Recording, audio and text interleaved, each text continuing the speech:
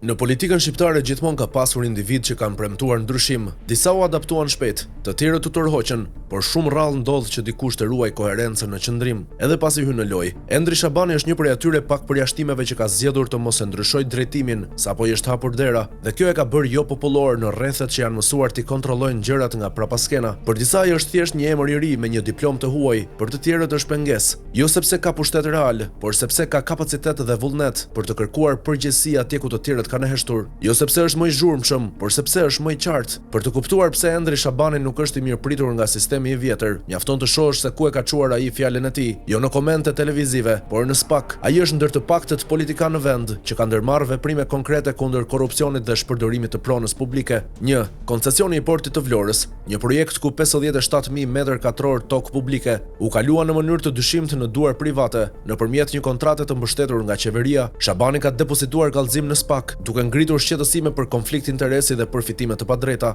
2. Projekti Vlora Marina, pjesë së njëjtës linjë interesash, ku prona publike në Bregdet është dhënë për përdorim privat në dëm të komunitetit lokal. Edhe kjo është denoncuar nga Shabani si skeme strukturuar për zhdukjen e pasurisë së përbashkët. 3. Abuzimi me fondet e IPARD-it të BE-s. Shabani ka denoncuar publikisht se si ndihmat europiane për bujqësinë përfundua në biznese ndërtimi dhe turizmi, në pronësi të njerëzve të afërt me pushtetin. Në të gjitha këto raste Shabani ka folur me dokumente, pa slogane, pa propagandë, dhe kjo e ka bërë të padëshirueshëm në një sistem ku heshtja është shpërblyer më shumë se sa transparenca. Së fundmi, emri i tij u përmend me ironi nga biznesmeni Gjergj Luca në një episod të podcastit Në kafe me Syçin, të mikut të tij Ilir Demaliaj. Luca tha, kur mora vesh se Shaboni, referuar këtu Endri Shabanit, ka studiuar në Oxford, i thash vajzës time që aderon të shkojë në Oxford, lëre bab, se s'është për ty Oxfordi, aty ka shku Shaboni. Kjo deklaratë edhe pse e trumpetuar si batut, është në thelb një përpjekje për të zhvlerësuar një profil që nuk është pjesë e sistemit të zakonshëm, por është pikërisht prania e njerëzve si Endri Shabani, që e prish këtë ekuilibër të heshtur. Një këshill për oligarkun e peshkut.